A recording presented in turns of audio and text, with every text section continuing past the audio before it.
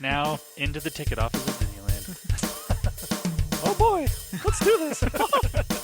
Don't think the CIA is going to be trying to hack your second-gen iPod. I didn't think so. There might have been a lot of illegal music on there. I wouldn't doubt it. But, I mean...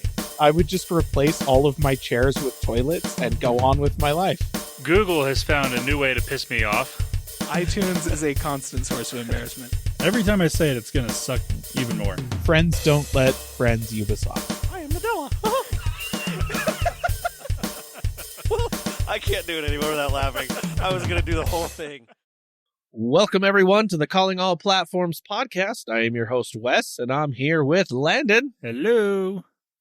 And Caleb. Hey. And we are here to talk all things tech this week. And I went that high in my pitch because there's things to talk about this week. Yeah. Got a couple.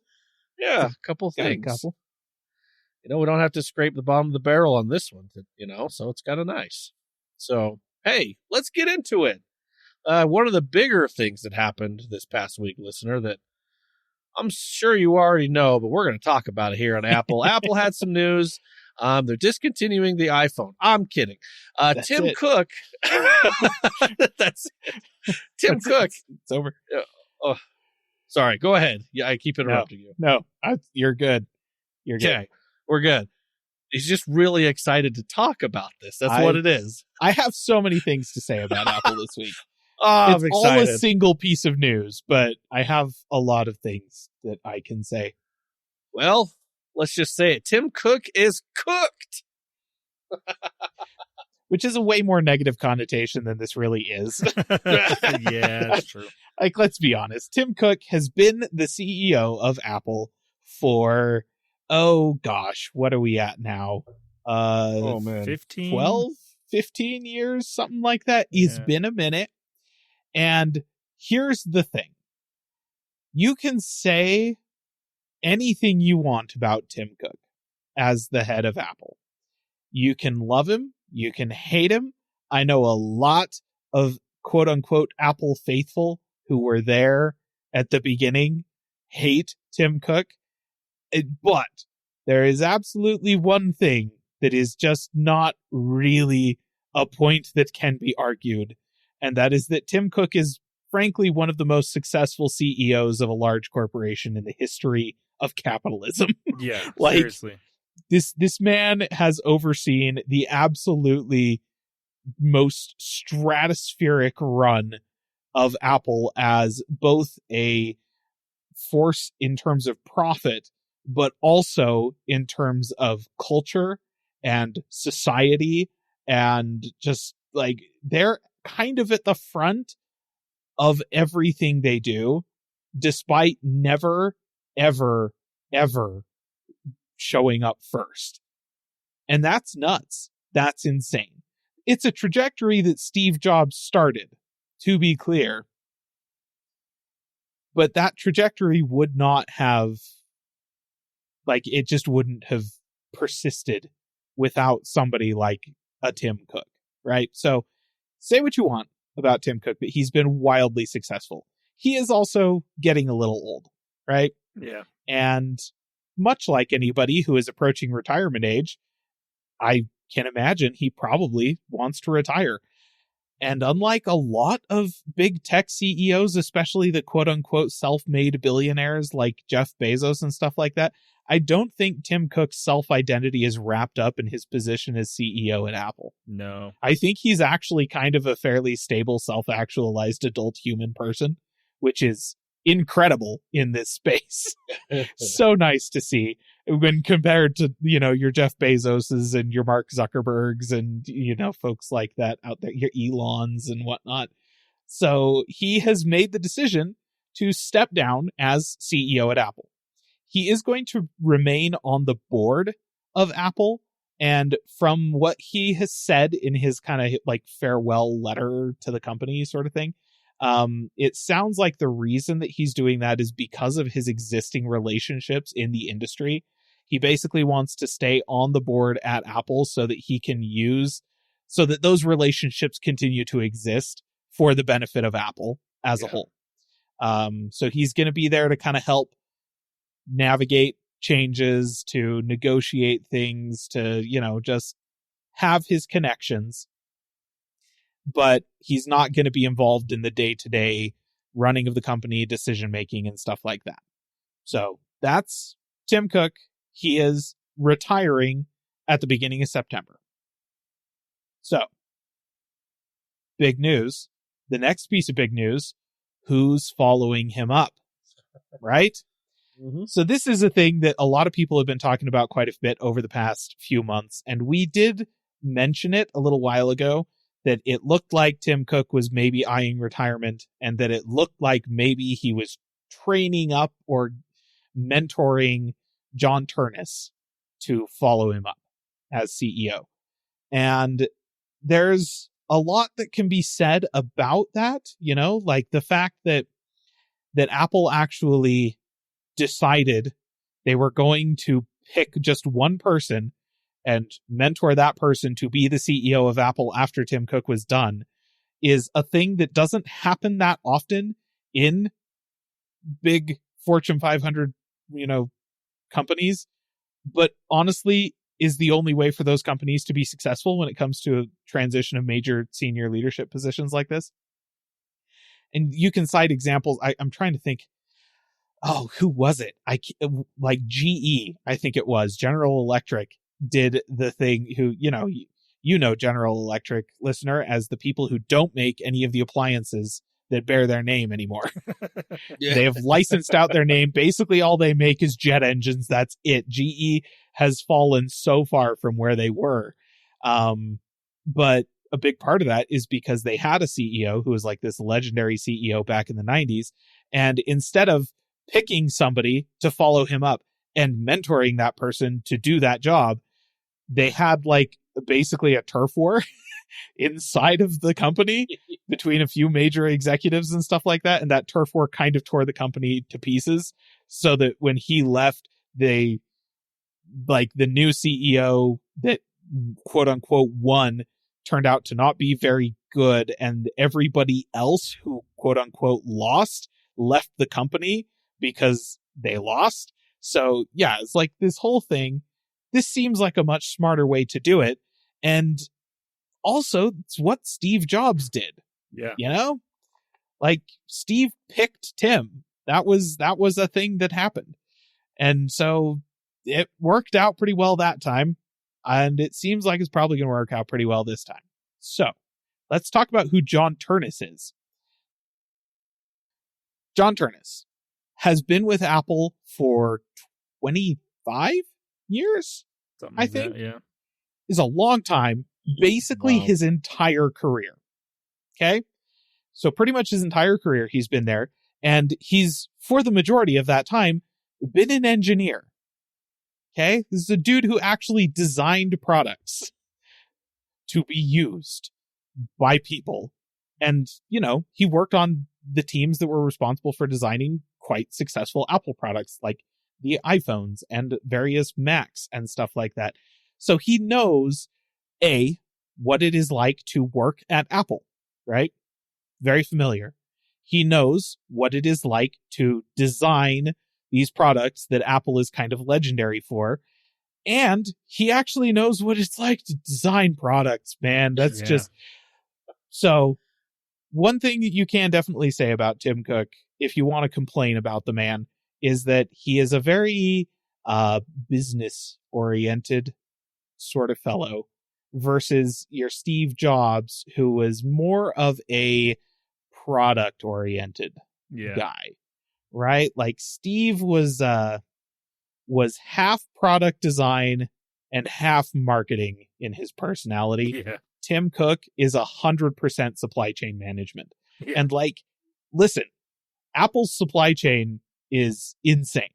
It's actually incredible what they do in terms of their global supply chain. Very impressive stuff.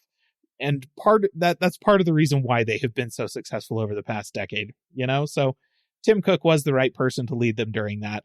But a lot of people have whined about how little Tim Cook seems to be product oriented, about how little he seems to really care about the products themselves. He's perfectly happy to leave that stuff up to his underlings, let them manage it, let them deal with it, and he's just going to kind of be there shepherding, you know? By all accounts, that is not what John Turnus is like. People are inside the company expect John Turnus to be more decisive in sort of the way that Steve Jobs was, you know? So Tim, evidently, you would come to him with a product idea with a couple of different options and a decision that needed to be made. And I guess what Tim would do was mostly just like, okay, let's ask a few questions about these different options. Let's try and understand them more deeply. And then he would just kind of try and get them to make the decision, you know, and then he'd go with it. Which is honestly, that's kind of a case of him just being like, listen, this is not the thing I'm good at, so I'm not going to try and pretend I'm good at it. Okay, fair, valid. You know what? I can live with that. But it seems like from what people are saying inside the company that have worked with him, John Turnus is much more the decisive type, right? He's going to have opinions about these things, and he's going to remain informed. He's going to ask questions to make sure he understands the decision that needs to be made. But then once he does, he's going to decide. So that's more how Steve Jobs operated. And a lot of people have been whining for the past 15 years, despite the fact that Apple has been incredibly successful, that, oh, Tim isn't Steve and we need more Steve. And so they better be happy about this, all of you. Flipping like the entire forums over at Mac Rumors. Jeez. I hope you're happy now. But no. So that's kind of where we're at with Apple. To answer the one question that I'm sure, listener, is outstanding in your mind right now, why not Craig Federighi? I kind of agree, because Craig Federighi is by far the best keynote presenter that they have at the company. But also, I don't think they should be making their decision on chief executive officer based entirely off of hair. Yeah, seriously. But if they were to do so, it would be Craig Federighi. So no, listen, we had this discussion before we started recording the podcast of like, oh, do we think that with Tim stepping down at the very beginning of September, is he going to be the one who announces the new iPhone? Because technically they do record those keynotes now weeks in advance. So is that going to be him or is it going to be Turnus? And all I can say is I hope that this means we never have to see another keynote with Tim Cook in it ever again, frankly, because of all of the things that he did at Apple, that was by far my least favorite thing he did. Yeah. Well, was keynotes. To be fair, Turnus has been the one actually announcing these devices for the last 15 years. Tim Cook is just welcoming everybody to the event or whatever, and then turns it over to whoever, which is fine. Well, and he will be there for WWDC. Yeah, that's true. Though, you know, WWDC the past has been pretty quickly just like Tim shows up, says good morning. Yeah. And then Craig Federighi takes over, jumps out of an airplane or drives a Formula One car around the roof of the building or whatever. And that's when the keynote gets good. Yeah. So yeah, like we'll see. I will say John Turnus has been doing the keynotes and he's been fine. Like, you know, he's no Steve Jobs. He's not even a Craig Federighi. He's honestly not even a Scott Forstall, man. Like, I kind of miss Scott Forstall, you know, but he is much better as a presenter than Tim Cook. And he's also definitely no Phil Schiller or Eddie Q. So thank heavens for that. I was going to say, that's a good thing. Yes. Like, oh my gosh. The best thing Phil Schiller ever did at Apple, just full stop, was in fact in a keynote. It was that time he jumped off of a balcony onto an air mattress to prove that Wi-Fi exists. which, boy, that was a keynote. Which, I don't know, listener, you might be too young to remember the time before Wi-Fi, but Wi-Fi on consumer devices was magic. It seemed like magic. Apple had the first laptop with Wi-Fi shipping to consumers, and to prove it, they had an accelerometer strapped onto an iBook and they had Phil Schiller jump off of a balcony to prove that there were no wires connected to the laptop. Yeah. that was it. What a time. So yeah, I'm cautiously optimistic about what this means for the direction that Apple is going to go. I do think that the past few years they have kind of I don't know. They've stuck their fingers into too many pies without really committing to them. Stuff like the HomePod and HomePod Mini, even the AirPods Max and the Vision Pro and stuff like that, which apparently Turnus really did not like the concept for the Vision Pro. He thought that was a bad idea. Yeah. So yeah, we'll see if having a more decisive kind of Steve Jobs-esque innovation-minded engineer background CEO really changes that much about Apple, considering that they are a huge multi-trillion-dollar corporation. And yes, I know he's the chief executive, but like, how much difference does that really make? You know? In the short term, not much. It's going to take a long time before we really feel the impact of what John Turnus, like the difference between him and Tim Cook really are. And I honestly don't think there's going to be even long term that it's going to take long term to really make a big difference, because Tim Cook is still the main guy. Like, he's on the board. Like, he is on the board. Chair. Like, you know, he's the main guy there.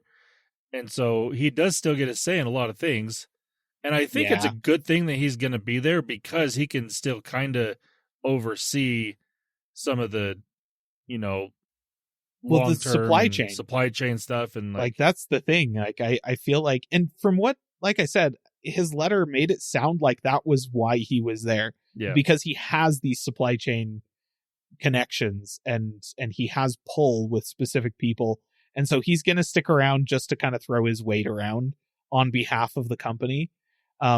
It sounds like major decisions are going to be made by Turnus, though. So it's like, you know, and I think that based on what's been said and what we have seen of Tim Cook over the years, Tim Cook says, I'm stepping away. John Turnus is going to be making all the decisions.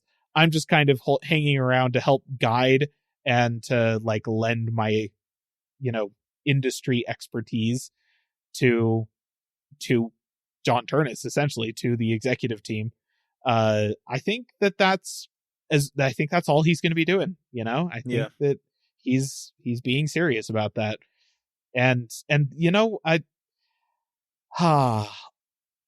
am going to go ahead and say that I think that all of the bad things that happened at Apple after Jobs' death, while Tim Cook was CEO, I don't think any of them were actually Tim's fault, other than the fact that Steve never would have let Johnny Ive do those things had he been alive and in charge, whereas Tim did, because evidently Tim doesn't say no, he just lets somebody else make the decision.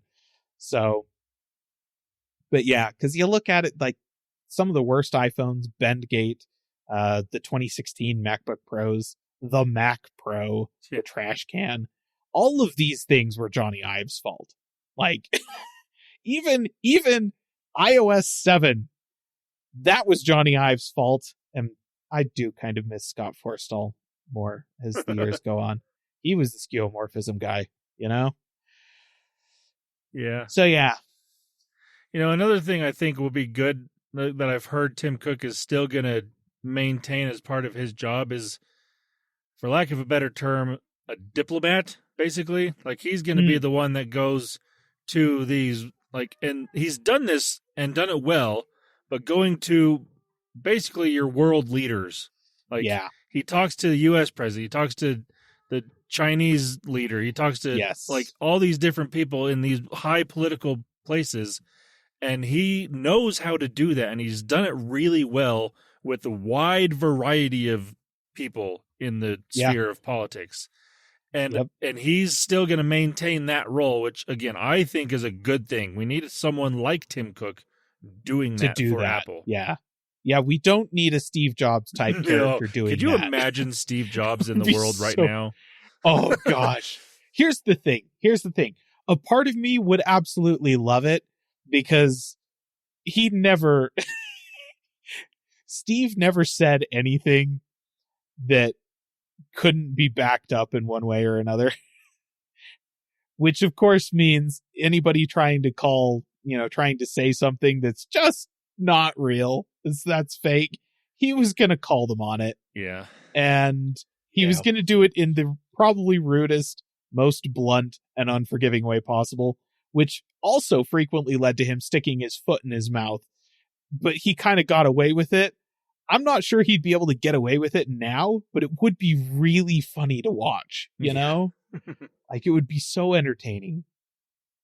But yeah, I agree. I think that's a big part of, like that might be the reason Tim is sticking around. Yeah. John Is because Turgis he's is all like, like, hey, can you stay and do that Yes. part of things? Because He's I don't all want like, to do that. I'm going to step down. And John's like, okay, but how about, like, hear me out here and we'll give you like $1 billion. Yeah. Yeah.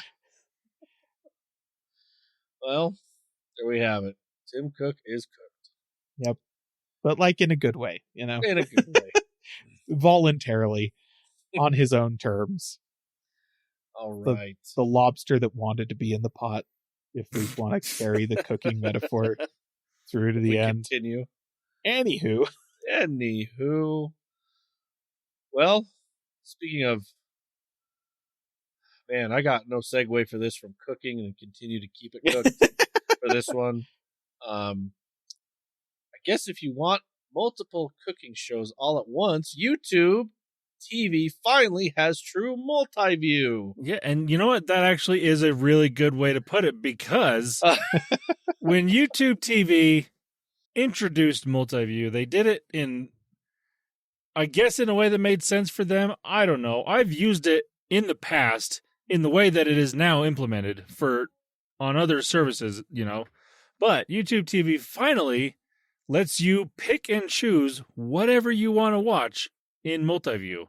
Not just sports programs or news programs, where like it was when it first started. And not just select sports programs and select news programs. Like, no. Now, it is literally whatever channel you want. This is kind of a slow rollout update, but it is updating. I haven't noticed it on my TV yet, but the other nice thing about this update is they've also brought multiview to devices.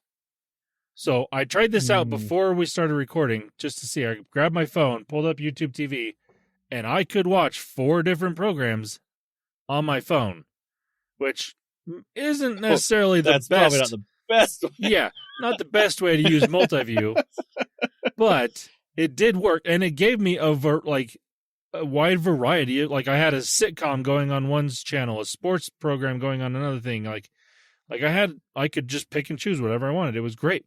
So I am very happy about this as a YouTube TV customer.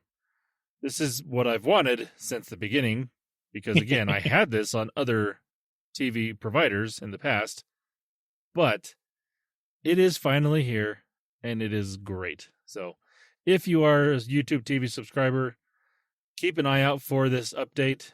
It's nothing that you have to do anything. It's a server side update. It just has to roll out to everyone. So there you go. Finally, true multiview. Very happy. Awesome. Just read the next thing. You did this on purpose, didn't you? You got to sing it. Yep, I did. Okay. Next topic here. We don't talk about rumors. No. We don't talk about rumors. What?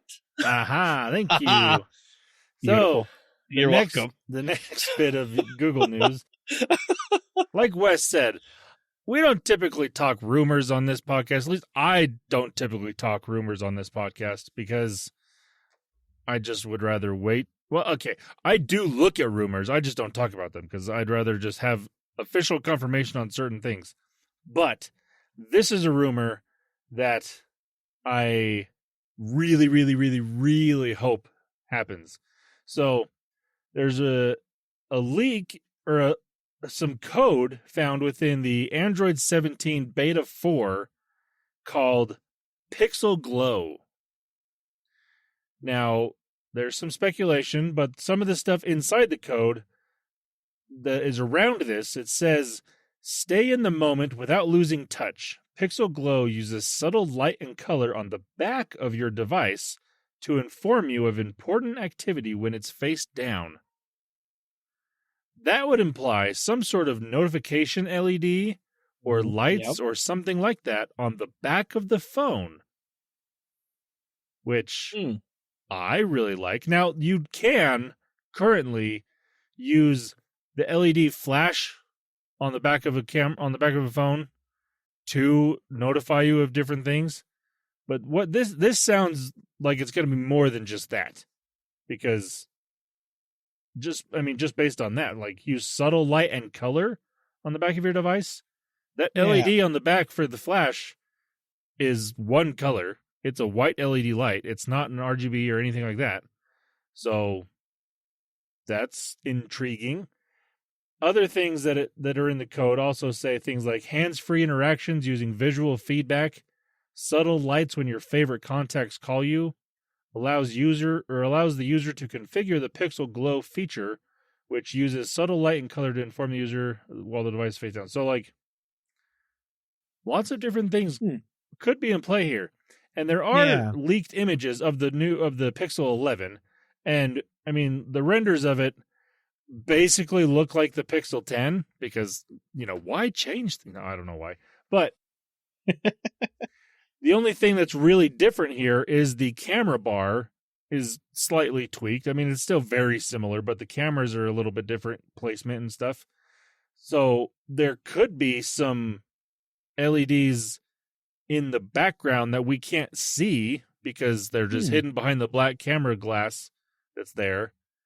That could light up, like it says, subtle color changes or different things like that. And I would love this feature. What this reminds me of is, I don't remember what device it was, but I am pretty sure there was a Nexus device of some sort. I don't think it was a phone, but there was something along the Nexus like timeline, like a Chromebook or like an early days Chromebook or something like that had like a little light bar on it that was like the Google colors. It wasn't really useful for anything, but it had a little light bar. And there's a lot of people speculating that maybe we'll get something like that on the Pixel 11. Yeah. Which I would think is great. The last time that Google did something like this was the original Google phone, the G1, I think it was HTC made it, and it had a little scroll ball at the bottom that would also light up. That was the closest we ever got. And then, I mean, there have been Nexus phones that had an RGB LED light up near the FaceTime camera, basically, like in your notification area, that would like light different colors, but it was like a pixel's worth, and it would light up different colors depending on the notification. And that was really good. I used that back in the day, but then they stopped. Like, there was a few different phone companies that did this, and Google being one of them, but everyone stopped doing things like that for some weird reason, because everyone definitely liked that feature, being able to just have one single light notification that you could change the color on it depending on what the notification was. It's really handy. So the fact that this is inside the Android 17 code is giving a lot of hope to a lot of Pixel users for what could be coming in the future. Yeah. So I will definitely keep an eye on this, and I'm very hopeful. Like, this feature, I'm not going to say it's going to switch me back to an Android, but it's a good feature. It's a really good feature that I would be very happy to have. I mean, if notification LEDs on the back of a phone were going to switch you over to an Android, you would have bought a nothing phone a couple of years ago. That's true. True. True. And maybe an ROG, because didn't they have one that like... They had like a whole screen on the back. They had like that dot matrix display thing. Yeah. That would have been cool. The one that doesn't game gets a gamer phone. That would have been interesting. That would have been great. That would have been so funny. Dang Right? it. Why didn't we do that? Yeah, Landon, come on. I'm sorry. I'm sorry. Just fork out the $1,400 for the Yeah, gamer For the phone. dramatic arc of the podcast. All right. Well, speaking of gaming, let's go ahead and get into that. We're going to talk about Xbox Game Pass price changes and rumors. Listener, just in case you got sick of us last week for talking about Xbox Game Pass, well, guess what? Yeah. We're so glad that Xbox listened to us, and then no more than 2 days later, they decided, literally. they decided they made a change. I've got to appreciate, a CEO of a company making a statement, like a public statement, like, this product of ours costs too much, and then literally dropping the price a couple of days later. I'm like, fantastic. okay. Yeah. Like, Good. now, Thank you. and also, like, with the tenure that, like, it makes you wonder what she can do now with, Yeah. with stuff like, I don't know. It's interesting because From what it sounds like, what kind of happened was Microsoft put her in charge of Xbox, right? Get rid of, existing leadership. They suck or whatever. whatever, yep. And they with the demand of like, get us more money out of this company, she looks over everything. She goes back to Microsoft, is all like, guys, they were doing that. Like, they were doing what they could to make you a bunch of money before. What? Yeah, that 30% And they were like, oh, profit margin thing. okay. Yeah, like that demand, because it sounds like they've lifted that. It does. It sounds Like like they put her in charge and she came back and was all like, no, they were serious. That's impossible. And they're like, oh, okay. Never mind then, I guess. Yeah, there's... Well, yeah, I also heard that they were talking... I heard something that they also had that 30% on Windows as well. Yeah. And they lifted that on Windows, and all of a sudden Windows also got a team thing, and they were like, we need to change and be better. I'm like, geez, Satya. You bet you do. You bet you do. Too late, Anyway. but you bet. So, listener, if you can't tell what we're talking about, Game Pass price did change. So, it and what's interesting is, I mean, for the longest time, and I don't think anyone else can say this, but prices went down. Like, it's been ages. Yes, perfect. No, they went Exactly down. right. Now, if you want to call it a caveat, we'll call it a caveat for a certain reason. But let's talk about the changes. The big one, obviously, is Game Pass Ultimate, the whole big shebang. So, listener, that one was $29.99 a month, $30 a month, right? Ouch. So, what did they do? They actually brought that down to $22.99 a month, which, okay, the previous price that it was at was $19.99. So from that, this increased $3. So you know what? Instead of saying $99, I'm just going to say, just bring it up a penny. So it went from $20 to $23, which, okay, for me, and what I was saying last year, I'm like, okay, I get that. The only reason I think they went back to 23 is because they made those contracts with Epic and Ubisoft to be like, and Yeah. I'm sure they have to pay for those for however long, which, okay, I get that. But what happened with this, they actually took and said that Call of Duty will no longer be a day and date product for Game Pass Ultimate. And I don't know, we don't know the true numbers, we don't know what happened, but and I'll admit, so us on the podcast, we don't play Call of Duty. No. Us, like at all. We know of it. I will say I will respect that it's a big game that lots of other people play. I'll give it the respect for that. And maybe they just putting it into Game Pass obviously didn't work out both for Game Pass as well as it's the sales itself. Sales. Yeah. And so from what I understand, I tried to look it up to see if there was any, but most people that I heard that talked about it was when they put it, when you have a game into Game Pass will, in a sense, subsidize the sales that they thought would have happened. for the game. So like it's like, hey, I'm going to release this on Game Pass and this, and whatever sales we project I don't get from sales, Game Pass would in a sense pay you, the developer or the studio, that money. Apparently there was a lot of money that Black Ops did not get, and literally Game Pass had to raise the price just to justify Call of Duty in there. Had to fork it over. Yeah.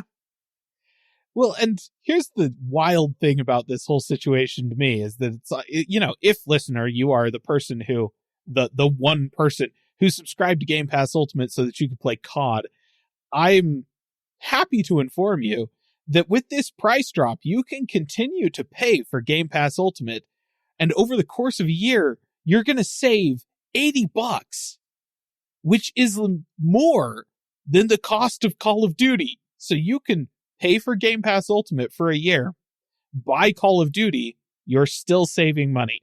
I actually heard that. I saw that. It's like what, 14, you can, or what was it? You can go pick up Call of Duty and Silksong, and you'll break even, Yeah. Of course, I guess Silksong is in Game Pass, isn't it? So yeah, it is. But if you wanted to pay for it, it's a good analogy. But it's $20, guys. That's just it's a lot of game for $20. It is.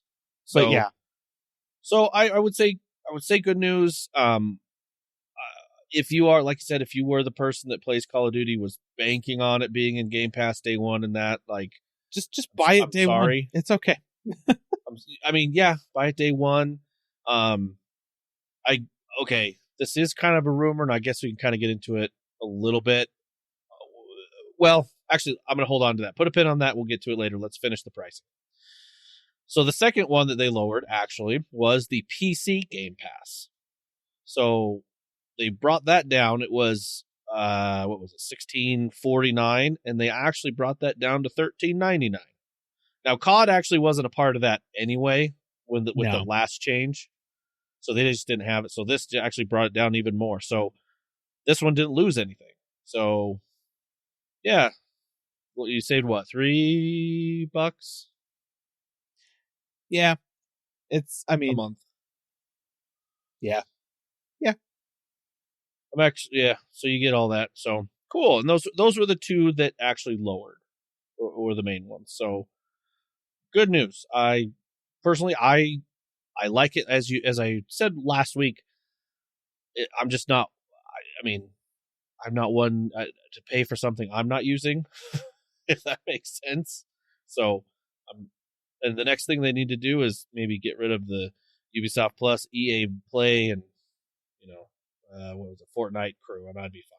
And maybe not get rid, which goes to my next thing. Let's talk about the rumors, and these are highly rumors, and Asha did vaguely say this out there, and I was actually trying to find the actual quote on here, but I couldn't find it, listener, so forgive me.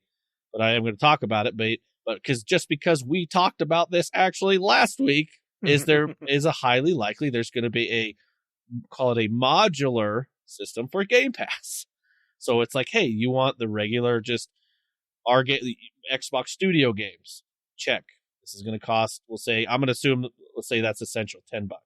Oh, would you like Bethesda games as well? Check. There's $2 more. Do you want these games as well? Check. You want your World of Warcraft subscription? Check. Call of Duty? Check. Like, I've heard that there's, like I said, she didn't really come out and say modular, but a lot of people suspect that, and I just wanted to bring it up because we talked about it last week. So. Yeah. So whether it happens or not, I think that would be cool. I think we can take credit for it at this point. Absolutely. We already know that Tim listens to the podcast. Thank you for your service, Tim. Apparently, Yep. Asha does as well. Nice to know. We try to help where we can. And then the last rumor I kind of wanted to bring up, it actually was kind of a leak, reveal, or not, they haven't revealed it, but a leak. Asha did come out and mention that they wanted to partner with Discord a lot more. We didn't know what that meant, but there was a developer, a cloud gaming developer at Red PHX revealed a new Game Pass tier that's actually not a part of that, but actually is a bundle with Discord. They call it the Game Pass Starter Edition. They didn't really say how much this will be, but when you get Discord Nitro, you get the Xbox Game Pass Starter Edition. It didn't come out and really say too much. It was kind of a quick, like, hey, these two look like they're linked. So, do we know what that really means? It just might, they said it's possibly it could be cheaper than the Essentials, and that's it. So, there you go. Well, that could be coming, which is cool. Why not? If you have Discord Nitro, you might have the Starter Edition of Game Pass. So, Why would they want to partner with Discord? Didn't they have something like Mixer? Oh, wait a minute. oh wait, you know what?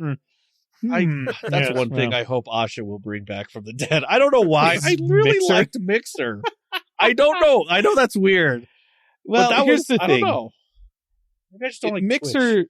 doesn't line the pockets of Amazon, and I do sort of like just by that alone, like, yeah, Actually, yes. maybe worth it. Fair. You know, I actually live streamed some gaming on Mixer one time You did. I watched. for my I phone. did. I don't remember what That's game right. it was, but I did I think it was do that. Mario Run. Was it might- Mario it Run? prob- That I think it tracks? was. It probably was because it was when it first came out, and so I was trying. You know, I was putting it out there on the yeah. So I can say I've streamed gaming at some point in time in my life. That's awesome. Okay, we're gonna move on a little bit more Xbox news. So Asha also sent out a team letter for the team, and apparently they got out, and then they just decided to publish this letter on Xbox Wire. And a couple things. I'm not going to read the full thing because it's really long, but I'm going to hit some things that I thought were interesting or something for us to kind of more talk about, which is interesting. Number one, obviously it says, "Dear team, Xbox has always been different." Yes, it has. I agree. Now they went in and they talked about the starting of Xbox and all this, and I'm going to skip ahead. It says, skip ahead to this first part where it says, "We have work to do." First thing in one sentence, the top of the page, it says, "Players are frustrated." True. Yeah. Accurate. It says, "New feature drops on console have been less frequent. Our presence on PC isn't strong enough, and pricing is getting harder for people to keep up with." Bingo, bingo, bingo, bingo. Weird how you $1 trillion company and get this, right? No. And core experiences, she did say this, like search, discovery, social, and personalization still feel too fragmented. Yep. Agreed? Anyone got anything to say so far? I mean, yeah, seems pretty accurate so far. Okay. I am going to skip ahead a little bit because they did talk about like this here. It says Xbox will be where the world plays. What does the Xbox... Sure. What does Xbox I'm become? on Linux now, so I don't know. It's true. If you say so. If you say so. Xbox will be where the world plays. Where does Xbox become, or what does Xbox become in this new era? Well, it says we will execute through these 4 priorities: hardware, content, experience, and services. Okay. So quick here for hardware, just some bullet points they wanted to say. Stabilize Gen 9 as a healthy and high quality base. Gen 9, listener, just means this generation of Xbox Series X and S. This generation. Yeah. They want to stabilize it. Whatever that Does that mean means. dropping the prices maybe a little bit? Jeez Louise. I mean, If yes, only. maybe. Deliver Project Helix to lead in performance and play your console and PC games. Nothing new that we haven't heard. Lead in comfortable, personal, high-performance accessories. I would say I actually like their accessories. They do pretty good, except for this last controller right here, the Elite controller. People aren't liking that because it breaks too easy. And then the next point, content. They said they want to grow and extend an enduring portfolio of franchises players love. Okay. Does that mean more acquisitions? I don't know. We'll see. That would be interesting, wouldn't it? I mean, how much more can they buy? I don't know. Who's up for sale right now? Oh, Who's not gosh. doing well? Nobody. Money talks, I guess. Yeah. Let's see. It says evolve our 3P partner and strengthen our 5-year slate. 3P partnerships. Third party. Sorry, I had to think of that. That's how they wrote it. 3P partnerships. Third party. Oh, Got it. right. Yeah. For a 5-year slate. They said they want to expand into China, emerging markets, and mobile first audiences. There you go, Oh. Candy Crush people. Maybe not do that one. Fair. Don't think mobile first needs an expansion. This proves that she does listen to the podcast because she's trying to get me on to Game Pass or on That's true. playing games. You or literally something. said, right? There you go. All right. Experience. This is the third bullet point. Fix the fundamentals for players and partners. That sounds great. Make Xbox the best place for developers and creators to build and grow. That's obvious what you want, right? I mean, otherwise people wouldn't build and grow. So have her give a call to Steve Ballmer. He knows all about developers. All right. Services. Fortify Game Pass with clear differentiation. I can read, I promise. And sustainable economics. Yeah. I mean, Sure. kind of hitting there. I mean, yeah. Good luck. Let's see. Also return the business to durable growth with strong cost discipline. Yes. Perfect. Yeah, that's business buzzword salad right there. That's- That bullet is so. It is. Most of it is. I did think that they also, so moving forward, skipping ahead, they're saying we are Xbox. It says we have to be honest about where we are. They said, at our best, we, number 1, earn every player. Number 2, protect our art. Number 3, stay rebellious. Number 4, progress over perfection. 5, signal over ceremony. 6, core before more. Interesting. 7, outwork the problem. 8, speed is learning. Yeah, I that's love how seeing- I learned how to drive, I've got to say, and it really worked out super well. Number 9, makers over managers. Yes. That one at least. That would I hit. That agree. would That hit should you. be one. applied at every job. Yeah, Right? 100%. In fact, fire all the managers. Let's maybe not all of them, but And then number 10, clarity is kindness. There you go. I feel like a lot of these were in there because they either rhymed or were alliterative, not because they meant anything. Just a question. But Do you think There were some good Copilot ones. helped? Maybe Copilot helped a little. Oh gosh, probably. Though I don't know, maybe she's seen enough of the interior of Copilot that she doesn't want to have anything to do with it. Yeah. There does a lot of people. But Yeah. that's besides the point. But there's that letter, listener. If you want to actually go read it, take a look at it, you can over at the Xbox Wire. Another thing they did say on there, or they didn't say on there, but there's more news to that I'll just kind of add there. They actually aren't going to be under Microsoft Gaming anymore. They're going back to just Xbox. Which, Yeah. I mean, that's actually really good. I think so. I'm like, yeah, that works. My gosh, they're going to stick with the brand that they have that has an incredibly strong identity in the gaming space. Crazy. When they brought back like the 3D looking logo, like Yep. Yeah. Yep. yeah. And I mean, listen, considering all of the Windows gamers are ditching it for Linux, they basically are just Xboxes again. So, you know. Yeah. So, yeah. Pretty cool. Good news out of all this. We talked Game Pass lowered the price. Great news. I guess we'll see. We'll see kind of what happens more. What's really great, I think, is how many changes and things that have been implemented within her 60 days. I mean, it's been great. Now, Caleb is not aware too much, but there have been some updates to the console itself. Updates for, obviously, if you like achievements, they've added some stuff for achievements, which they've never done, or not never, has been for years. They've been doing all these little things to, what would be the word? Best not, brain. Helping the people on the console, UI changes, things like that are better.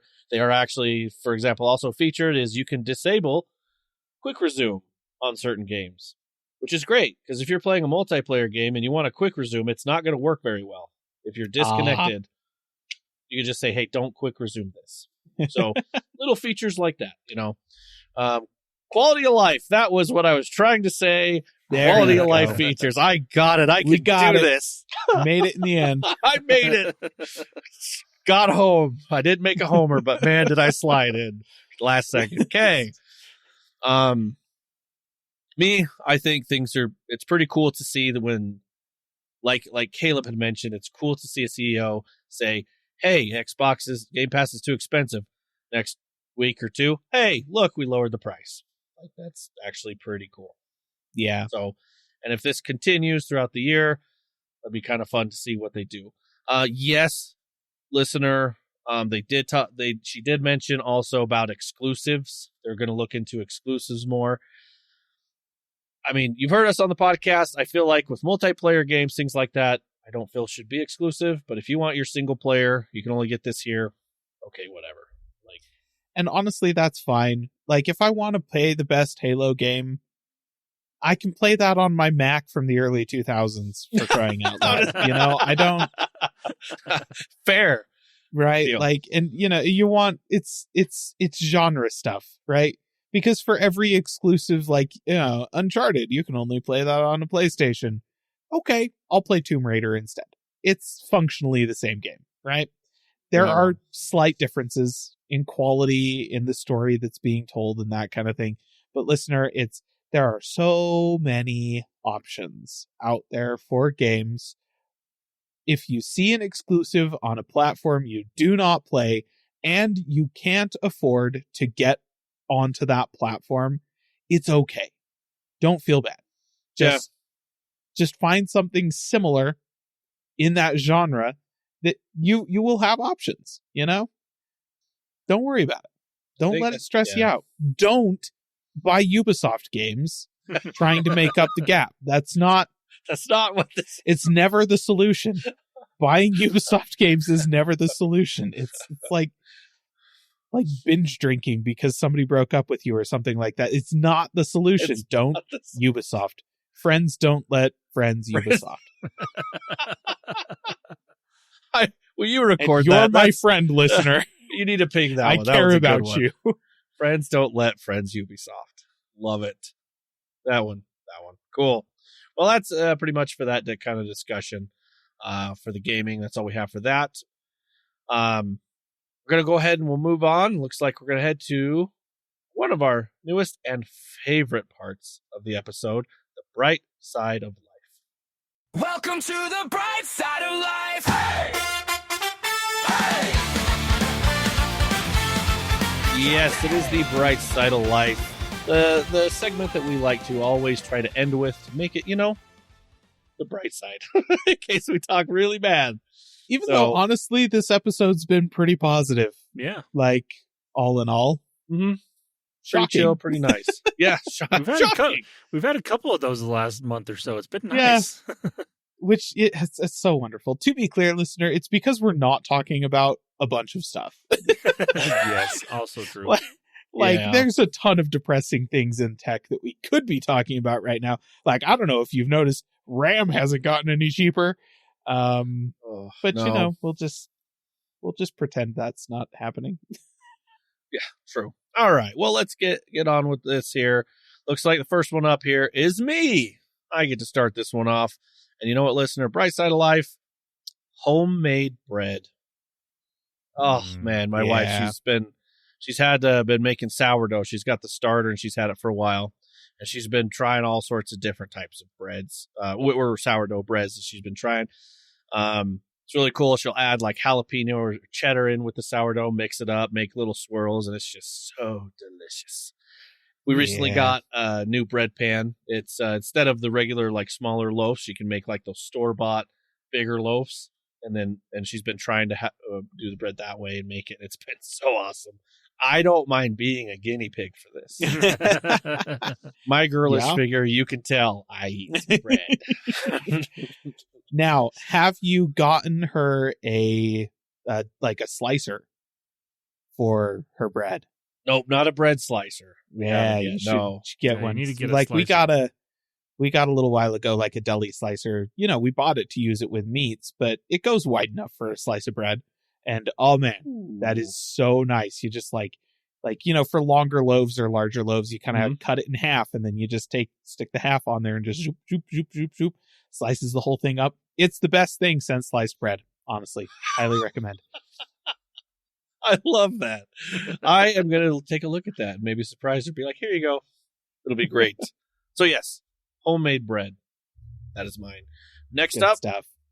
we got Caleb. Caleb, take it away. Okay. This past week, the thing that was brightening, that brightened my Saturday in particular, and it was a specific thing, but I'm making this broad because I feel like these probably exist in pretty much every community across the country. High quality local burger joints. Yeah. Okay. I'm talking about the place down the road that's like a little diner or is like shoved into the forgotten corner of a food court in a mall or something like that. Like, you know, listener, you look around a little bit.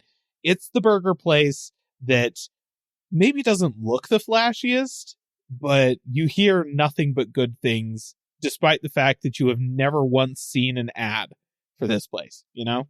Yeah. Those places.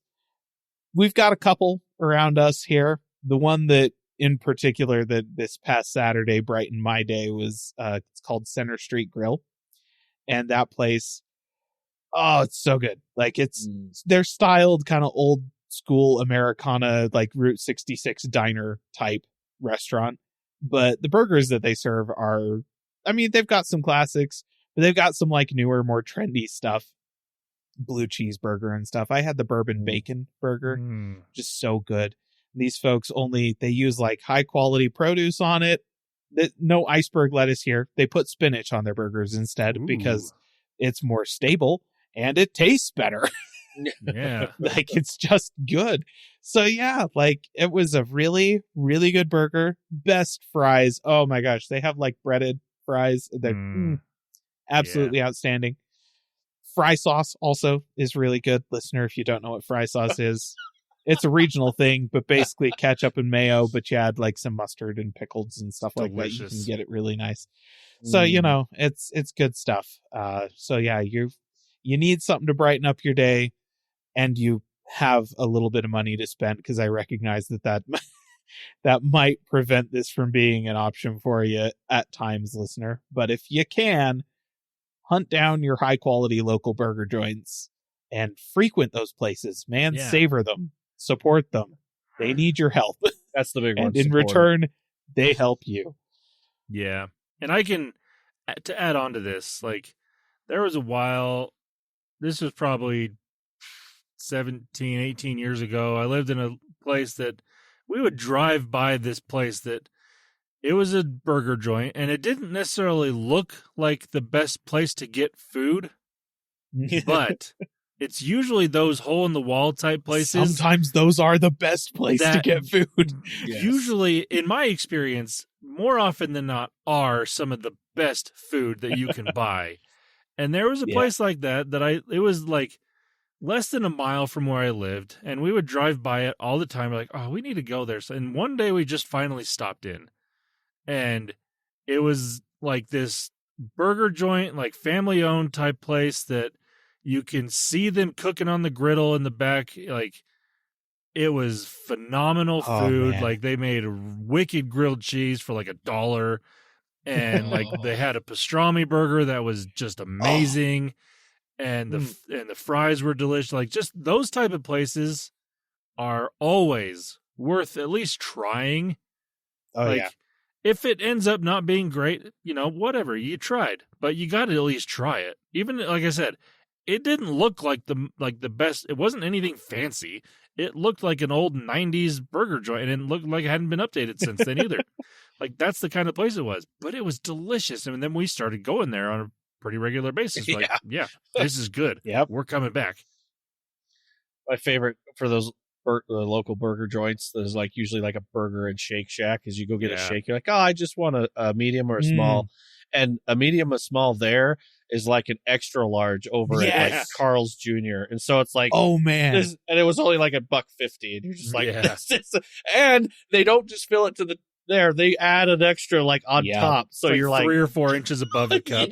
So, yeah, support these places. Oh yeah, no, you go to like the local Shake Shack and you get it's like, oh sure, give me a medium shake, and they give you like 32 ounces of ice cream, and I'm just like. Oh, this is like 10,000 calories. What am I supposed to do with this? You eat like it. I could feed a family with this. You eat that after your 10,000 calorie burger and fries. Exactly. Yes. America. Yes. This is why we have an obesity problem. But the other great thing about like these local places is they tend to get their ingredients from local providers. So, like, the meat is going to be better. The veggies are going to be better. Everything's going to be better because it's relatively local to where you are eating it. Yeah. So well, and that's it's the just thing. much You've higher got quality products. To, like, find the high-quality burger joints, listener, like, you need to be paying attention to, like, if you walk in there and they just have, like, a whole bunch of random food service crap in the back, it's like, okay, they got these buns from the same place as McDonald's. They got those burger patties from the same place as Burger King or something like that. Yeah. It's just a generic fast food burger at that point. That doesn't matter. You need to walk in there and everything in the back needs to be unlabeled. Like you walk in there, you look behind the counter. If you're seeing just like somebody back there grinding meat, perfect. You've found the place, right? Like, that's they brought in a half a beef or whatever for that day, and they're just grinding chuck in the back. Then that's the place. You've got it. So yeah, it's especially if they're right next to a bakery, you've won because that bakery is supplying the buns. Yeah, Yep. Oh, so good. Wow, that was quite the bright side of life there. You really hit that one. Oh, it's good. All right, Landon. Well, bring us home. All right, my bright side of life this week is not food related because you definitely do not want to eat this product at all. But I recently made a purchase of a new battery-powered lawnmower, and the specific one that I got was a Kobalt brand, and I did that because I already have a few Kobalt battery-powered lawn things. Like I've got a weed eater, I've got a leaf blower, and I've got some other tools that are also Kobalt. So I thought, well, you know what? I've got the batteries that work with this. Try it out. And the thing that actually sold me on it, like, yes, the lawnmower itself is really good, pretty good lawnmower. I did use it this weekend. It worked great. But the thing that sold me on, okay, I'm officially buying this one, is the batteries that came with it. And I did some research. This is a new thing that Kobalt has started this year. And all of their tools are going to be able to use these same batteries. It's their 24-volt batteries that'll do like 24-volt max tools or their 48-volt max tools as well. Like, they're really good. But the thing with these batteries specifically is they are finally... Like, I don't know why it has taken this long for this to happen, but you can finally charge these batteries via USB-C cables. Yeah. And it's amazing. So, like these lawnmower, this came with 2 8-amp-hour batteries, which also great, and 2 6-foot braided USB-C to USB-C cables for each battery, 140 watt power brick that can charge both of them at the same time. Like it's actually got 3 USB-C outputs and a USB-A output. I could charge 4 different devices with this 140 watt brick at the same time. And it also came with an adapter to be able to charge older 24 volt batteries via USB-C. Ah, yeah. Which is also amazing. And on top of that, these batteries via the USB-C port can charge other devices. It's basically a battery bank that I can use for my phone, my laptop, like whatever I want to charge with it, I can do that. And on top of that, the adapter that I can use to charge my old batteries via USB-C makes it so they can charge other devices via USB-C. Kobalt, you are winning right now. Yeah. Like, the thing is, you've been able to buy little janky Chinese adapters that'll make your tool batteries do this stuff for, like, years. But they're janky little Chinese adapters. There's really no reason this couldn't be built into the batteries. And I don't know if you've ever taken the housing off of one of these batteries. There's so much empty space in there. Yeah. Especially the bigger ones. But it's just, this makes a ton of sense. What a great value add. Yeah, and like you can still charge these newer batteries the same way that you have forever. Like the old slide-on chargers, because that's how you connect them to your tools. That's still the same thing. But the ability to charge via USB-C is a massive game changer. And the fact that they will also charge other things. So let's say you have been wanting to buy a battery backup or a battery bank for your phone or whatever, just to have on hand for whatever reason. Now it just is the same battery that also happens to power your drill, or in my case, your lawnmower, or, different things like that. And like I said, this is something new that Kobalt is doing, and they are bringing this new battery technology to all of their products. And that's amazing. Now, I have looked, I've tried to find just buying these batteries by themselves. I've only been able to find like 2 amp hour batteries on their website that you can buy that are USB-C. That's the only thing I've been able to find batteries alone at the moment. Yeah. But obviously this is going to be something they come out with I would imagine this year. They're going to replace all their batteries with this. And so just keep an eye out. Yeah. If you're already in the Kobalt brand, good job. You can start buying these batteries. That's cool. If you haven't picked a brand, like this is the thing, if you're going to be buying power tools or outdoor tools or things like that, pick a brand and stick with it, because it just makes your life a whole lot easier. Because if you're buying Craftsman for this, Kobalt for that, DeWalt for this, Ryobi, don't do that. No, pick a brand rough. and go for it. And it gets so expensive because, like, once you've picked a family, you could just buy the tool-only tools. Yes. You don't have to buy the tools with batteries, and that saves a bunch of money. Yeah, the batteries are what cost so much money. Cheaper. Yeah. Like, there's so many times, like, Black Friday deals are usually, buy this pack of batteries, get this tool with it, or get 2 tools with it.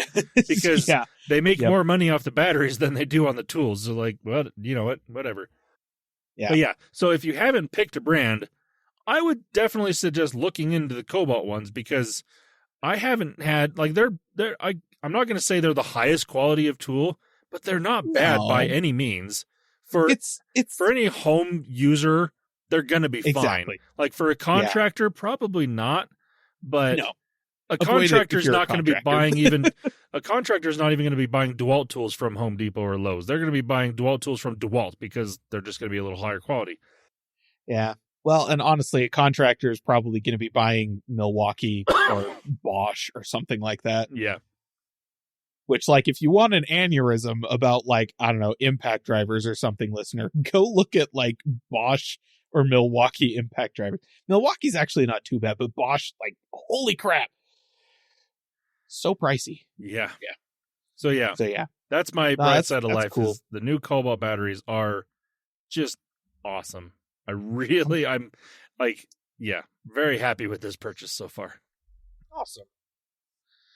Awesome. And that ends the segment, The Bright Side of Life. Well, listener, that actually brings us to the end of the episode, unless, Landon, you got one more thing for us. No. No, I don't. All right. Well, listener, thank you so much for listening to this episode and any other episodes that you've listened to. We appreciate it. If you want to get a hold of us, you can over at our social media platforms, as well as our new callingoutplatforms.com website. Take a look at that and check out some new YouTube videos brought to you by our YouTube channel, brought to you by Caleb. Yeah. I published one. I saw. It only took 6 months. Give me another 6 months. I'll do another one. He'll do it. Just keep going. He'll do it. We'll see. And if you want to give him a topic, you can comment on there on the YouTube channel. I was going to say the latest video now has enough comments on it. I'm definitely not reading all of them, but you can comment still. There's other people in there. Yeah, they'll talk to you. There you go. All right, listener. Have a good week. Bye-bye. See ya. Calling All Platforms is a production of Supporter Sound Studios. To learn more about how you can support the podcast, go to www.patreon.com/callingallplatforms.